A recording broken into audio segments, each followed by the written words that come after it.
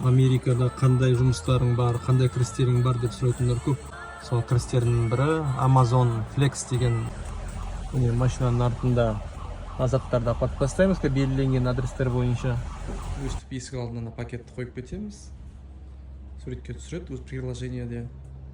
Сосын өстіп шығып өз машинамызға барып отырамыз. Келесі адреске барамыз. Кезекті жеткізуіміз есік алдына қоямыз.